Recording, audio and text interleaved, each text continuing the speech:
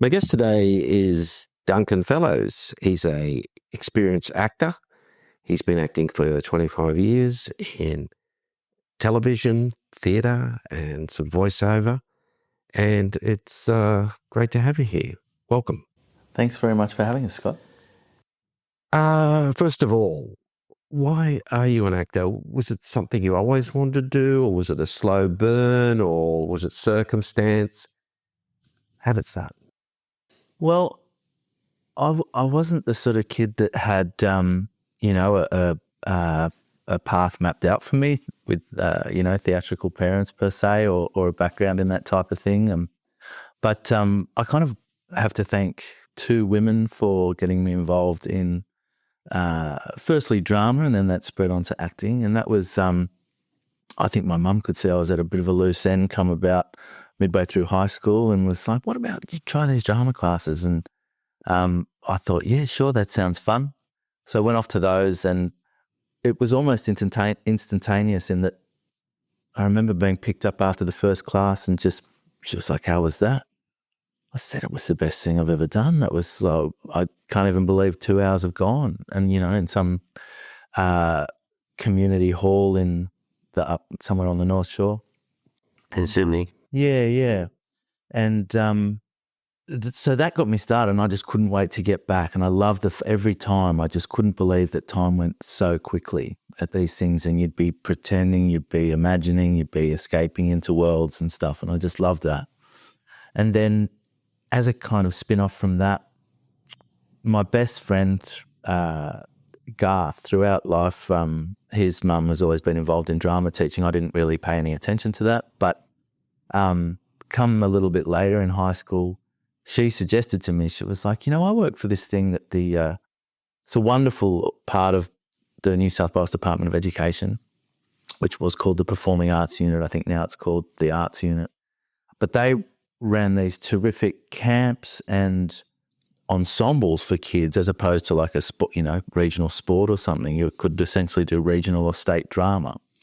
And anyway, I went along to an audition for that, got in, and subsequently met all these kids from all over the state from about year 10 onwards that were all absolutely, so excited by drama and putting on plays and theatre, and it was my favourite time of the week. I got to leave school early on a Wednesday. How old were you at this stage? So 15, Oh, 16. okay.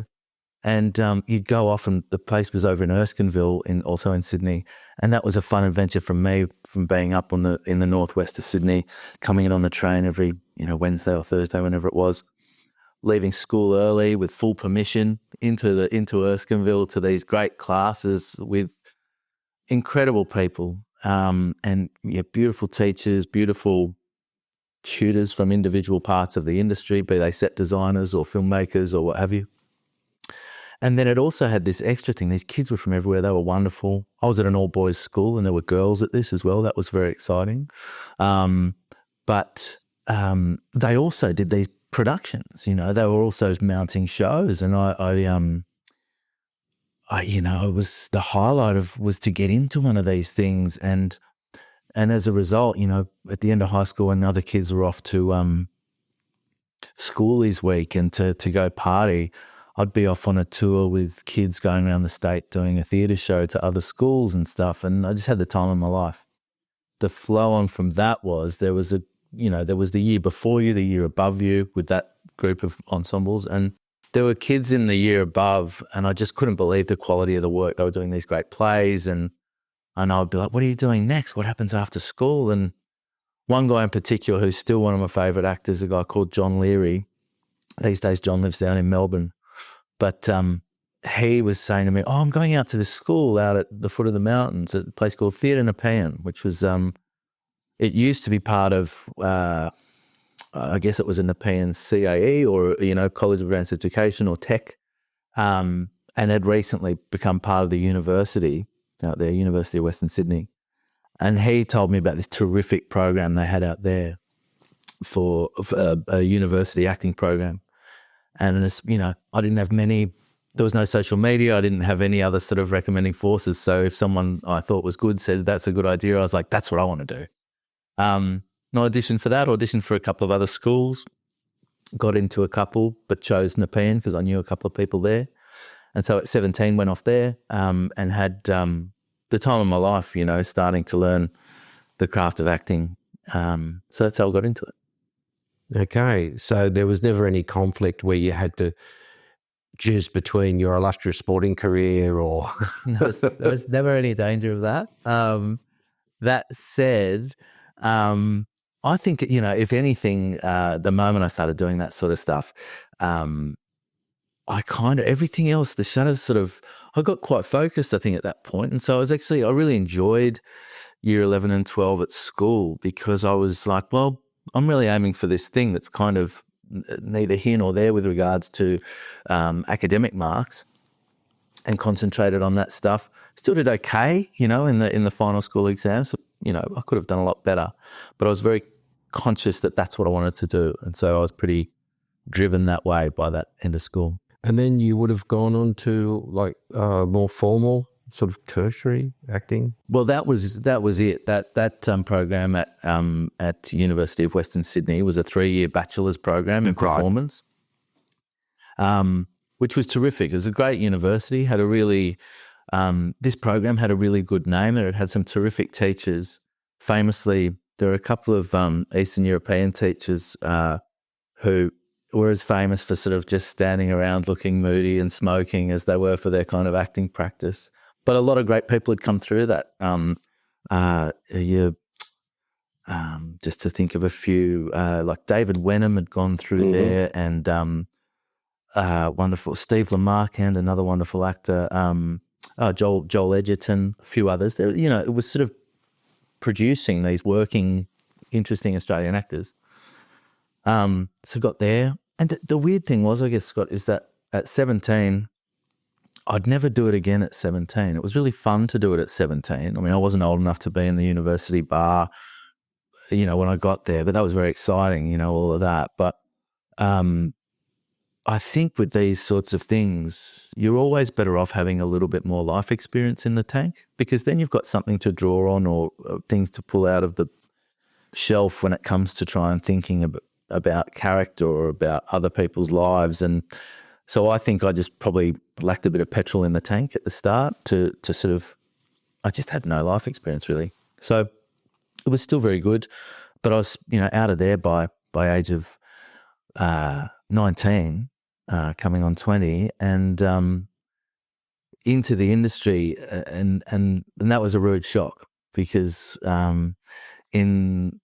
the funny thing with, you know, whether it's Snyder over at Kensington there, or the National Institute of Dramatic Art, or Western Australian Academy of Performing Arts, WAPA over in Perth, or VCA in Victoria, or our college. At the time in the late 90s, coming into the 2000s, there was still a real prudishness about keeping things about theatre rather than certainly television and film, and they're just such discrete skills. And so I think we did one unit the whole time I was at Theatre Nepean, like once a week for 1/4 of a year, anything to do with cameras. And so all of the experience, and all Australian actors would tell you, you know, most of your experience is going into the audition room, putting down a tape for an ad or a TV show or a film. And so I had to learn most of that on the fly when working, and I wish school had given us a bit more experience in that. Yeah, can I just ask, just beyond that, I mean, like, there you are, a young man coming out in the world, and living is expensive. So you're going into acting, a very different proposition if you're, say, a plumber, yeah, or a hairdresser, or, say, working in banking or whatever. I mean, because acting is a sometimes thing for a lot of people. And I know there's, remember Bill Hunter? Yep, yeah. Someone had seen him in a film. There's an article in the paper. And then they went to the bar afterwards, and they were served by Bill Hunter, who was between gigs. Yeah. So just that whole aspect that I would think is sort of like a young actor I mean, when you were starting out, would you have any idea at all what you'd be doing in a year or 18 months, whether you'd be getting what kind of work, how much it's going to pay? Just that, to me, it would appear that uncertainty How does that? Well, yeah, well, I think there's a couple of things there. One thing, when I was studying, um, that particular university we were at famously was very kind of good at curbing some of your lofty thoughts about where you might be Stardom. ending up. Yeah, they were great at it. They'd be like, you had to, in any given year, a good portion of a year was given over to theatre production and making and doing. You'd learn about hanging the lights, you'd learn about like making the sets, building, all this sort of stuff, all with this kind of wider notion that, and they would drum it into you. They'd say, you're out here, you're not at NIDA, you're not at these other places. You're going to be a jobbing actor, what we like to call a jobbing actor. There'll be times when you're working, there'll be times when you're not. Get used to it. That's what it is. And that was really helpful because it was a little bit, I don't think, I think all of us going into that sort of world with a full sail going, that's what I'm going to do. You do have that, there's that certain, I know not many people are working, but I reckon I've got something here. I reckon, but everyone's doing that. Everyone's special. You wouldn't be backing yourself and not doing that apprenticeship or that other bit of education if you weren't thinking slightly, I think I've got this, which is, very misguided, but at least that was offset by that university experience. And you always knew you'd have to have another job. And then you start going, well, cool, that's the life it's going to be. I'll do this, but I'll also be doing, I'll also be behind the bar, or I'll also be, in my case, working at a restaurant for a lot of that time to get myself through it. Or, there was very much an idea that it wouldn't be everything by the time you got through university. But it's funny you mentioned that idea of, you've got this surety if you take on a trade or a professional sort of study or in-work sort of placement with different positions. And now at 45, I was having a chat with a bloke the other night at a wedding and saying, he told me about midway through his career, he'd taken on carpentry and building. And when he was talking about it, I just realised, I'm having this is really affecting me. I would love to have done that. Like I was having a regret about not having taken on another sort of very tangible set of skills that would balance the unsurety of the acting work. Okay, so obviously you had some. Was it initial success or breakthroughs, or because I would assume that pretty much every role you go for, it's not just you showing up. It's very competitive and can be quite harsh, and there's a lot of rejection. Yeah. So rejection's part of the program, and I think it's very to come back over all of that. Being someone who you kind of train the brain or train yourself that disappointment's going to be there all the time. So it does require a little bit of a, like almost, emptying the trash can of your mind a little bit very regularly, because you go for things, you put everything into them, but there's every chance you won't get it. So you put everything into it, but you've got to do that with love rather than with expectation of getting the work, or it can be incredibly disappointing. And it's taken me a long time to do that. And in fact, when I find if I'm ever at I think you're asking for a life with acting to be quite up and down, just by its very nature. There'll be the highs of when it's going really well. There'll be the lows when, there's nothing happening and you think, well, where do I even belong in this place? I'm not even doing the thing I said I wanted to do. But I know I'm if I ever sort of have an audition where I've really gone, I've got to get this one. I've really got to. I love this piece. I love that. I know I'm not in a great spot, because it's always when you're, other things in life are going quite well. I find that you tend to land something. You don't stink of desperation or something like that. But it is, it's got a lot of ups and downs, and there's all sorts of times where you consider why you've chosen to do it. But I've got enough love for it there to keep going, and you take the bits of it when they turn up. You mentioned how it all started. Did you start off with a bang, and certainly not. Like for the first couple of years out of drama school, like a lot of actors in Australia, you go into things like touring theatre shows, and I loved that anyway. Like I was doing, theatre and education, going into schools, but they gave me a brand new Ford Falcon to get around the country and then a full tank of petrol every day. I thought it was wonderful, and getting to see heaps of Australia, and then did a tour of like a theatrical version of Snugglepot and Cuddlepie, the Australian kids' story, a make-up story, and that took me everywhere. I went to regional Western Australia, I went to Northern Territory, Tasmania, and you were getting per diems. You were getting, they said if you are, you got your hotels. I thought it was wonderful. So that was my sort of start, and then I think a couple of years in, I had a breakthrough with a show on SBS called Life Support. And in many ways, like for me, my story is one of snaking in to roles because certainly in Life Support there's a wonderful actor, Brendan Cowell, who's been on the scene forever. He's a great writer as well. So this was a series. Yeah, One series, two series? Well, Life Support had been running for I think 2 series already. It was fantastic, ahead of its time, sort of satirising those lifestyle shows which we now take for granted as every second show on television.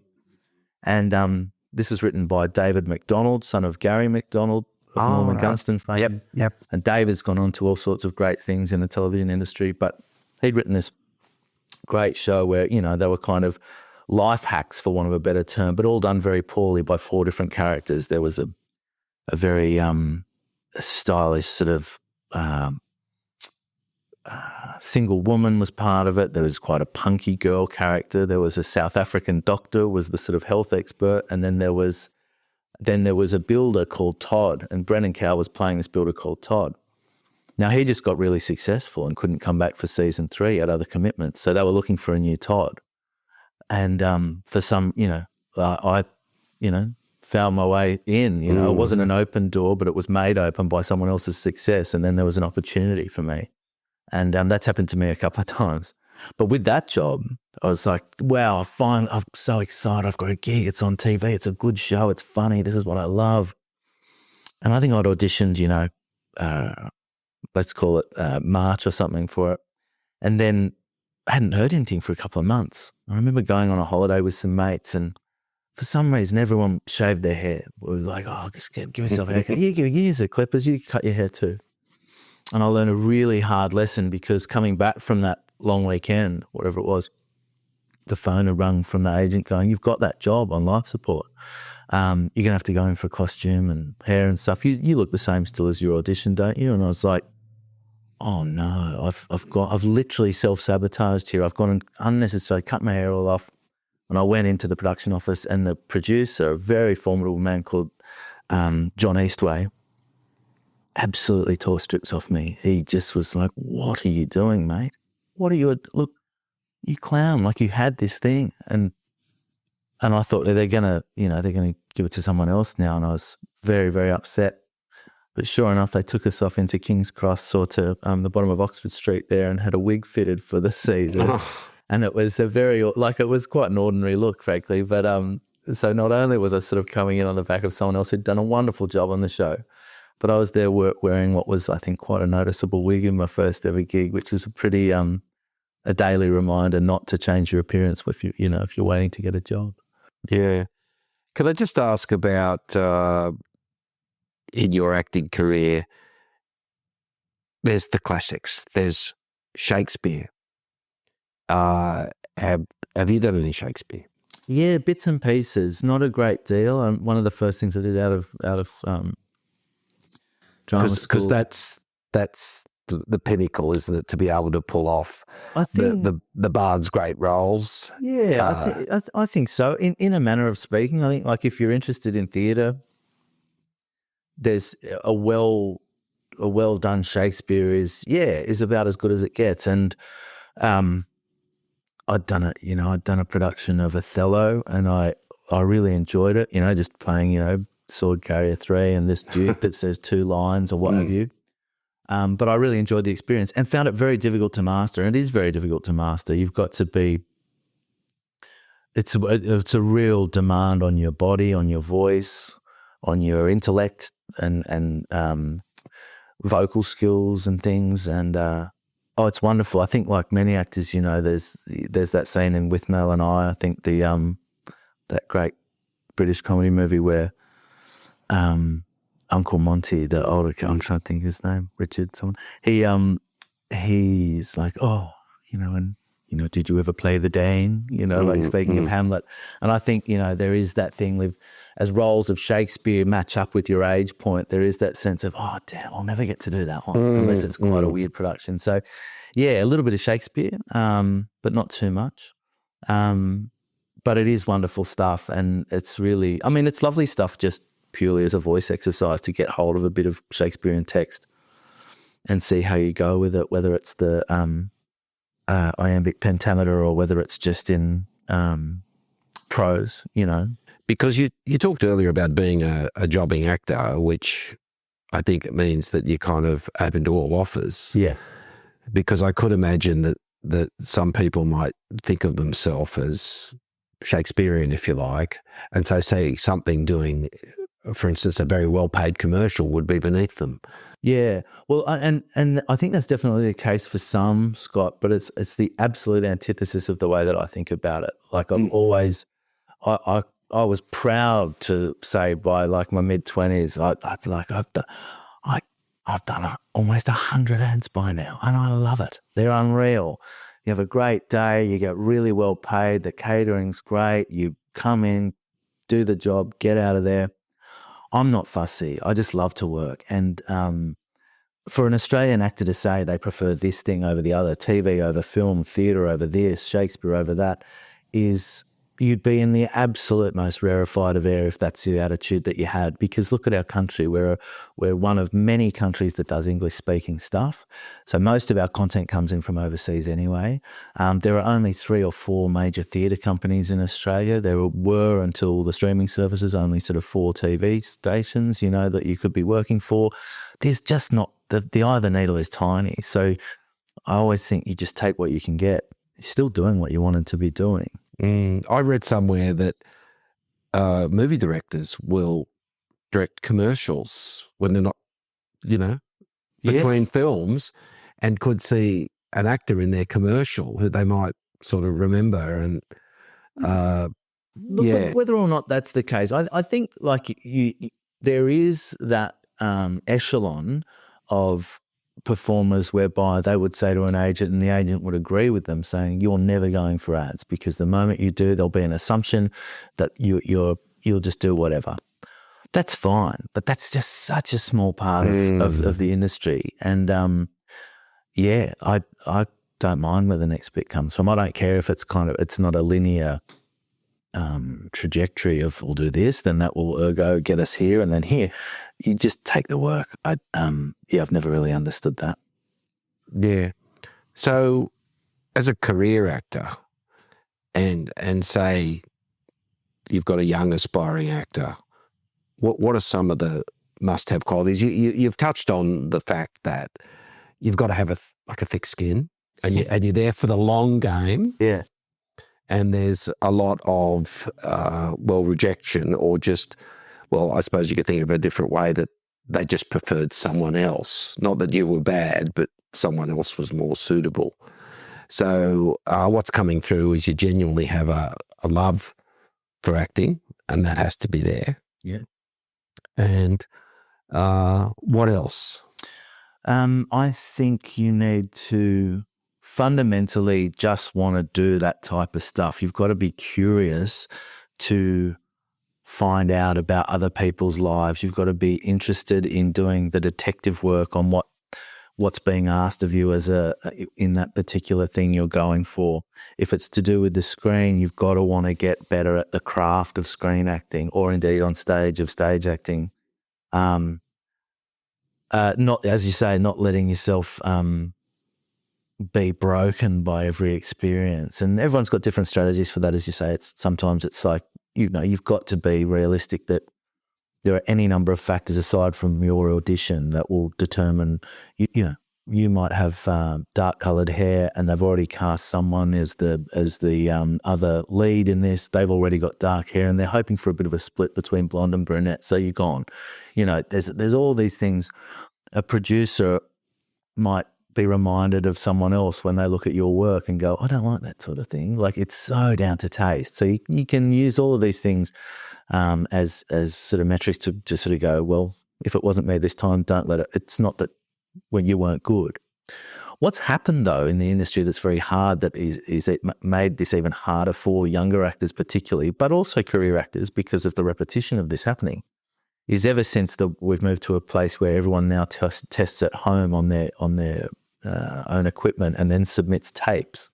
You don't have that feedback from a casting director saying, yeah, can we see that again? Let's direct that. Let's change that. Or, gee, that was good, but it won't be right for this one. You got no sense. You're throwing work into an abyss, and you might not ever hear back. And that is, I think, very difficult for actors to deal with over time. Some don't mind it, but a lot feel like if there's absolutely no echo back of what you're trying to do, that can be very disheartening. But it seems to be the nature of work these days. But for young actors, I would say, yeah, you've really got to love it. You've got to be dedicated. You've got to sort of say, when other people want to go and do something and you're like, well, no, I need to rehearse that a bit more. You've got to have that kind of single-mindedness to sometimes forego pleasures, to forego elements of relationships. I think you've got to have that sort of single-minded drive to go, no, I'd rather keep working on this to get it just the way I want it. Because opportunity knocks so rarely. If you leave having not left everything on the floor, so to speak, that's a terrible feeling. I mentioned it before, that idea of some sort of self-sabotage. If you've not done everything in your power to bring something to the table, that's hard. And you'll always be disappointed with yourself if you do that. Resilience, a bit of a fishbowl memory, you know. Like I'm lucky like that. I retain some things, but I've trained my mind not to worry too much about stuff that hasn't gone my way. And just knowing yourself too, knowing that you the way you're perceived. You know, if you notice that you keep being cast as, you know, like a tradie or something when you're going for ads or shows, or, you know, your look seems to be that's the way you're being perceived. Don't fight that. Go with it. Go, well, all right, I'll do my best. That's what people are picking up. That's what I'll put down. You can worry about changing how you're perceived once you've actually got some traction in your career. And I think often the industry can move very quickly in terms of, they can't sort of, you have to be flexible and be prepared to at short notice. If there's you've said when we've spoke previously, you know, like you have to be on your mark, basically, if an opportunity comes up. And another thing I read, it was a American actress, and she auditioned for some role, and they said, "Can you ride horses?" Sure, yeah. And then when she got the part, or was going to get the part, she left that office and immediately signed up for horse riding. I can give you an exact example. About a week ago, Scott, someone who I really admire and respect got in touch out of the blue and said, "What are you doing in February?" He said, "Oh, nothing yet." It says on your, you have these casting profiles up, and we hadn't spoken in a while. She said, "It says you play drums. Do you play jazz drums?" And I'm thinking, I know this sounds like a really good opportunity. I haven't picked up a drumstick since I was 15. Sorry if you're listening to this. But the moment I got off the phone with them, I made sure I rang a drum teacher, looked in my back shed, realised I've still got a cymbal, still got a snare drum. I was back out there starting to watch YouTube videos to try and come up to speed, because yes, those things do pop up. And this is a good thing though, because one thing actors will tell you that they love about their work is, I would not have picked up those drumsticks had I not had that call. Now I'm going to do that, whether I get the job or I don't. If, in different roles I've played, they've required different skill sets that, yes, you have to be, you have to show, particularly on screen. You can't fudge, you can't fudge being able to work a power tool if you're, the moment someone sees it, that'll be the elephant in the room. They'll be looking at you going, That's not how you do that. Why are they doing that? That's not the thing. And they stop watching what's actually going on. You have responsibility to be good at that thing. There's a long way around to say one of the great things about acting is it makes you investigate other lives, other things that you might not have known about that you can get quite adept at, and that's a lovely thing. That's like it's a great reason or a great part of it is to learn a new accent, learn a new skill, learn to ride a horse. If you don't already, go drive manual, and whatever it is. Learn to box, learn to fence to a believable level.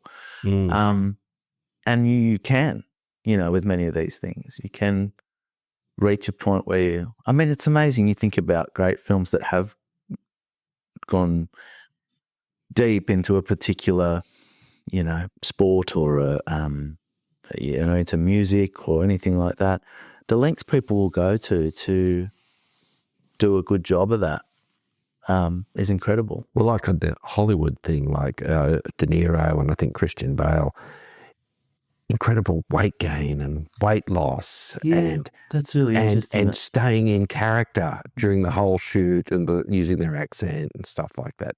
One thing just occurred to me, have you ever been involved in anything? Like say someone's cast or they've cast the whole cast. Yeah. A TV show or a movie, and then, okay, it's just not working and the person they pull the plug on someone mid-production and for one reason or another. Yes. I know that's going to be very disruptive, and then, they've taken all care obviously to cast the right person, but if they're just not getting it or... You hear a lot about it, and I'm trying to think if I've been in a production where that's happened while I've been in it. I feel like not that I've been in, certainly for screen. I've only done a handful of bits of theatre, but a lot of theatre actors will tell you that happens a lot. Simply because, there's two answers. Like in Hollywood or something, or in a major thing, there's such a a KPI of that thing for it to be as successful as it can. If within, they've changed directors on films and, they'll change actors in things if there's no chemistry or if someone's got particularly bad behavior, you don't anticipate what someone might be like with their fellow workers, and that can happen. But I've noticed it a lot in theatre in Australia, and this is at the opposite end where it's not about necessarily making heaps and heaps of money.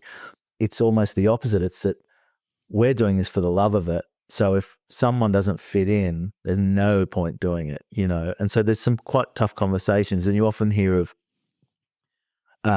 casts changing a week before a show's about to go up simply because it's become untenable with someone or they haven't put the work in, for you can sort of escape on screen without having done all the rehearsal work that you can in a play because, you're only shooting a scene at a time. You can sort of learn the work piece by piece. It's not great, but you can.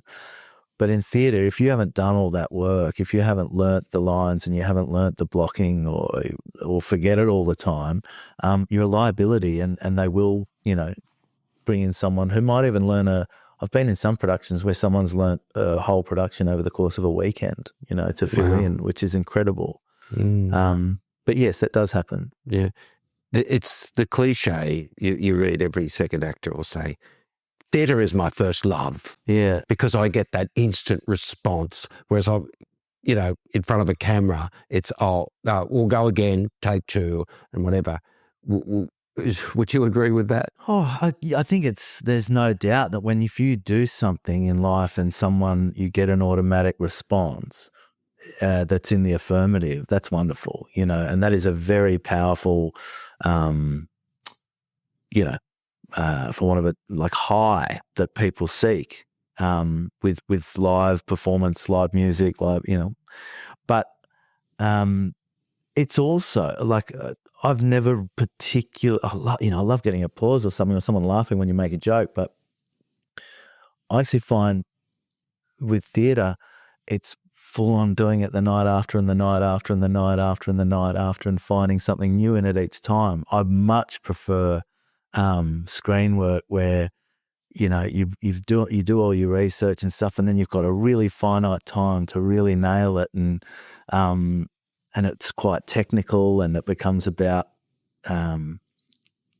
it's quite scientific film, you know, like or screen stuff in a way that theatre is, and I really enjoy that part of it. But yeah, I'd love to get back on stage for the right sort of thing. But one of the real downers like that for me, the reason I don't really go for that much these days is having a young family.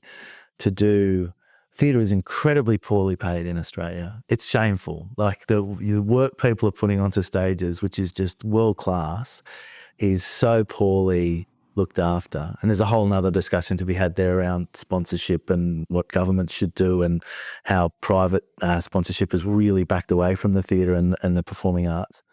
But yeah, it for me, like it'd be almost impossible for me to say, yeah, for 6 months I'll be, you know, out every night. You know, it just wouldn't be fair on the family. And possibly touring other capitals. Very much. And there's all this wonderful stuff that's going on, but I'm in a very happy situation where my partner is incredibly understanding. They're a former actor themselves, and so they want me to go for all sorts of stuff, but I just.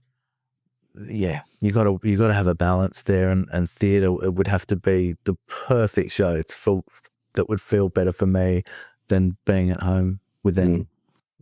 I got to ask you this one: have you been dead, and what skills are involved? Yeah. Do you formally have training at being dead? No, I wouldn't call it formal training, but I've been dead and in a sort of coma-based state, in a coma on stage, and I've been dead on screen, and there's a bit of death on stage, so you get used to it. I was doing a show. Because you know you're being watched quite closely. Yeah, people. That you are, in fact, dead. Sometimes the dying's worse than the death, I reckon. You know, like there's that classic thing of someone going, "Oh no," and lurching around the stage. You know, like, "Oh, this is it. I'm going now." You know, there's all that hammy stuff we've seen lampooned over the years, and you do see it in theatre. But yeah, being dead is hard, you know, and you just hope there's good lighting, whereby it's not, you know, like they draw, you know, the lighting backs away off you a little bit. So you know, poor lighting is good lighting is good lighting. Well, yes, modest, you know, not showing you up too much as your stomach, having just said your last lines and your stomach's heaving up and down, and you're trying desperately to keep it steady. That can happen. But I did a play that started in a hospital gurney, and I was pre-set on stage before. This was for our graduate showing, actually, at the Sydney Theatre Company. And in that, my face was all bandaged up, and I'm lying in this bed for about 20 minutes before the show goes up. And on our tech rehearsal, luckily this didn't happen when we were doing it for real, but I just fell asleep in this very comfortable hospital bed with my face. And then I just remember the feeling about sometime later of just sort of being prodded and kind of coming to, and everyone else was on stage ready to go. So I'm glad that didn't happen in the show. And then on screen, I had to die pretty badly in something, and at the bottom of a waterfall, a real waterfall, middle of the night in Tasmania. It was very cold. It was midwinter. And oh my gosh, that was the water just splashing onto your face, and then other people acting in the scene with lines to give, and just being in the background, just trying not to be flinching when that water came into my face, or when it was a bit cold and wanted to shiver, but got away with it. It's not easy, but it's one of those things that speaks to how important it is to have a good degree of control of your body as an actor, respect for your body, and particularly respect for your voice. You know, I think like as a podcaster, and you know, you realize the power of the voice, and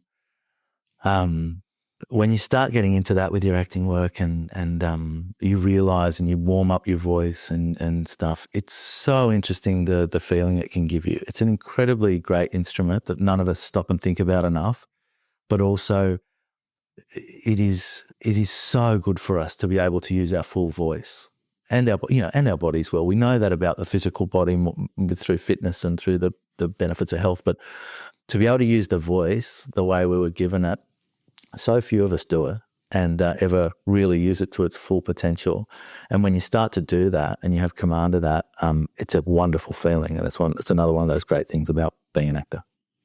Yeah, I think with the voice, because with my other podcast, Child in Time, growing up in the 60s, available wherever you get your podcasts. Which is absolutely wonderful, I must say. I thoroughly enjoy your podcast.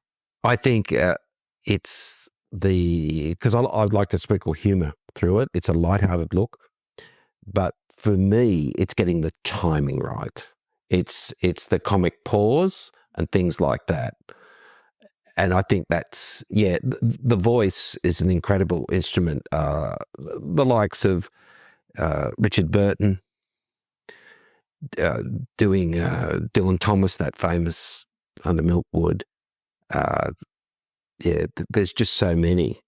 I remember I love the poems of Love Song of J. Alfred Prufrock and the Hollow Men. Who did that? Oh, there's people yelling at the radio now. Anyway, the author read them. And I heard it at school because I loved the poems. I thought, this would be great. It was terrible. Yeah. It was awful. And then you heard this actor do it, and it just went from scratchy black and white to Technicolor. Yeah. Just with the quality of the voice. Yeah. Yes. And you feel it yourself when you're doing stuff. If your voice is engaged and you're breathing well and your resonance is going well, the sounds that can come out of you are really wonderful. There's a couple of authors I would say for anyone listening that's interested. A couple of great authors, practitioners on the subject. Patsy Rodenberg and Cicely Berry are two that come to mind, who have wonderful work based around the voice and freeing the voice and politics of the voice, and have some wonderful exercises for people to try. So if they just Google Patsy Rodenberg or Cicely Berry, they'll find some terrific stuff. Yep.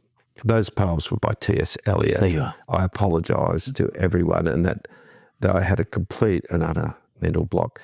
Can we move on now? Like you teach acting, and you obviously have a passion for it. What's your philosophy for, say, and it's mainly you teach beginning students, things like that. So what's your approach there to try and, enthuse and engender new aspiring actors or people who just want to do it for fun? What's your philosophy there? It's not something I think about a lot, Scott, in terms of breaking it down into a philosophy, but knowing that I was going to speak to you, I sort of just took some time to think about it. And I think when I come back to that point I made earlier about the joy I experienced as a young student with the escapism and the imagination work and the improvisation and working with others, that's the first thing you want to do in a group that you're teaching with. You want to encourage freedom, the dropping of our kind of guards that we're carrying around all day. Out of the comfort zone. Out of the comfort zone. Freedom to be vulnerable in front of others. Thinking fast on your feet. You want to encourage all these things, and just not being dropping a little bit of our self-consciousness, which is just the enemy of any good work or any good relationship or what have you. But I would say above and beyond that, when you're once you've established a comfortable room and there's trust, that's a big part of it. What I then would try and do to any group of with any group of students, a bit beyond kids, because the main thing with kids is keeping kids in that place we were just talking about then. There's so few times where you're allowed to imagine, escape, show vulnerability, try an idea out. Hopefully it works. Don't not being too stressed about it, not having A or a B result. That's the main thing with young kids classes, just exercises that elicit that or that encourage that. That's the main thing there. But when people are interested in finding out about a way of acting, I think that my philosophy is, my own experience is, we spend too much time when we're acting going, was that good? Was that bad? How was I in that? Or does this sound nice as it's coming out of my mouth? Is this what it sounds like when someone is sad? Was that a real laugh? We are judging and stuff ourselves in a way which is completely contrary to getting good work. There's nothing more common than people giving a facsimile of what they think. Is this what it's like to be happy? Is this what it's like to be in love? And thinking about things in what I think is all the wrong way. Because what you need to do is the reason we have actors is to say the words that writers have written. So let's learn what the writers have written. Let's understand everything they've got to say, work out all the given circumstances of what's going on in a play, in a scene, in a film. And then once we know all those circumstances, heaps of those questions, or should I be like this or should I be like that, are gone because you're busy showing us these given circumstances and investing in them with your imagination and with your actions to show us that this is the case of what's going on. The other element is about all acting is doing, right? Like the word acting, doing.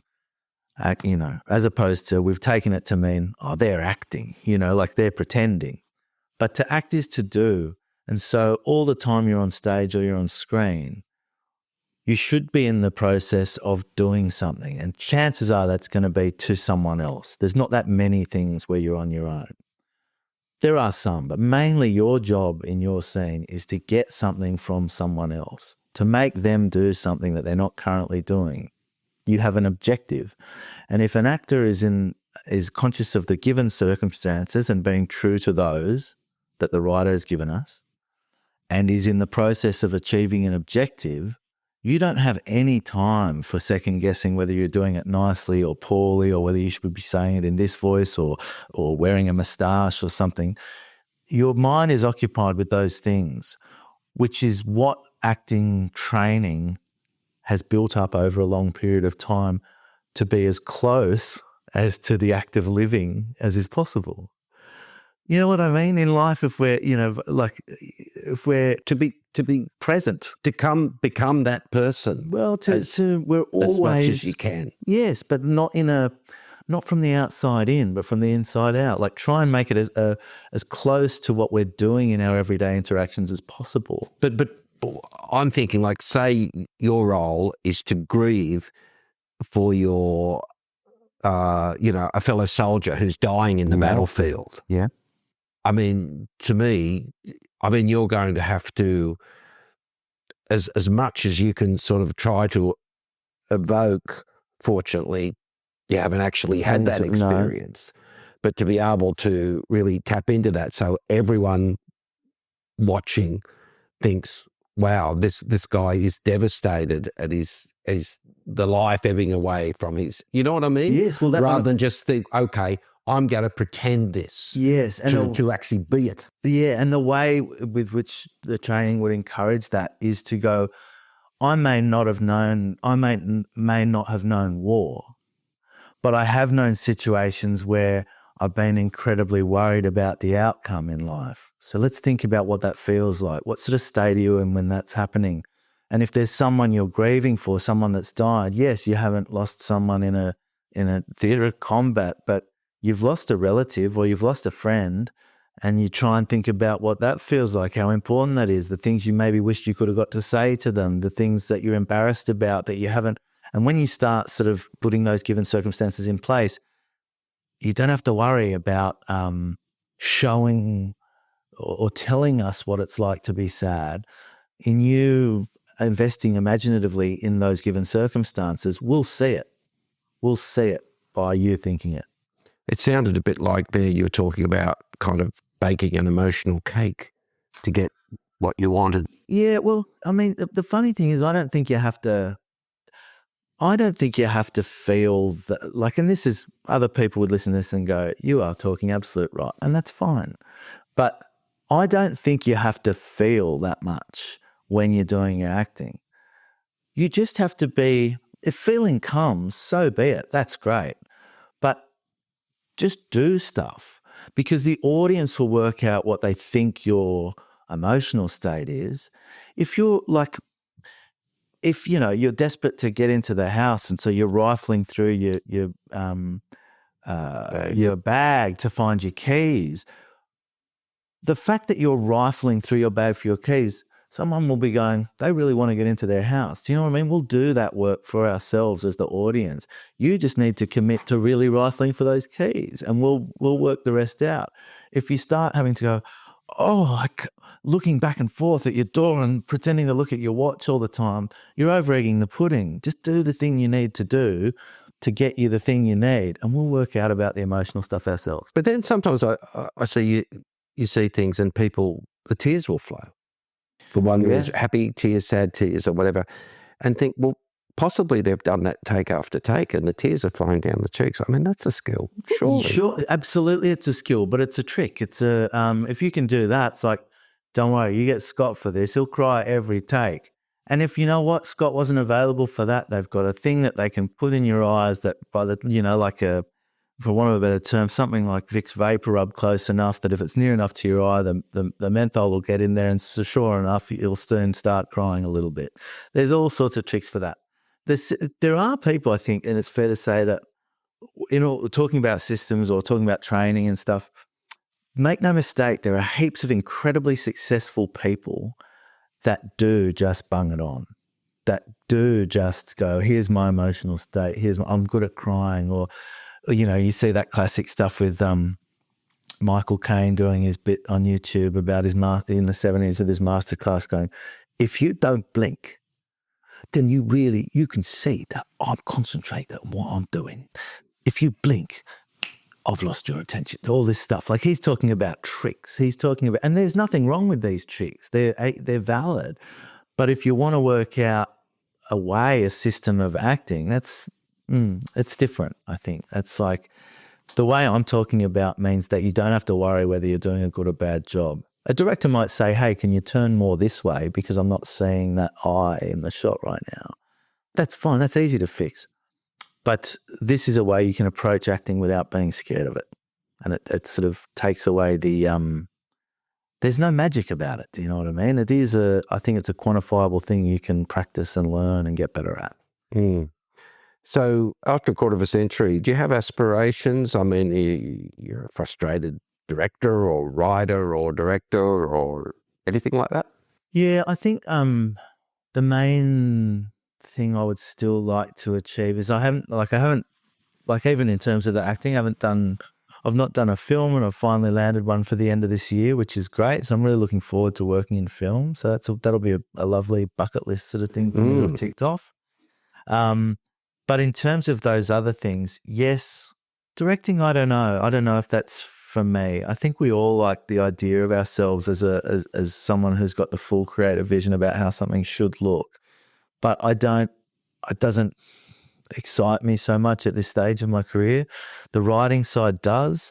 And I think, I don't know if this is something listeners would attest to, but I find the blank page is such a frightening thing. Where do I begin with writing and stuff?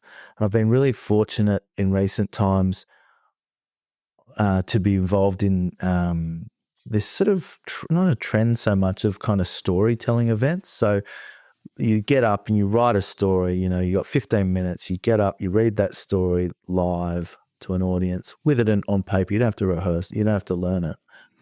And I've become so, addicted sounds bad, but I'm so addicted to these nights and the timeline of getting something written to be read in this context. And these are true stories often, but I've done some that are fictional. And having a bite-sized deadline and a piece of work that is only going to be judged in as much as it is a story being told and communicated with an audience who have come for the purpose of listening to a story makes for a very warm room. And it's got me writing, it's got me going, I can, and if it might not be the best thing yet, but this is the thing, you can't think like that. You've just got to break the eggs and, see what happens later.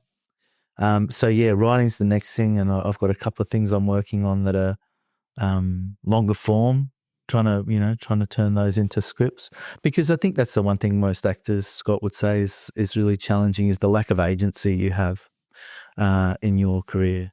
there are so many gatekeepers in your way.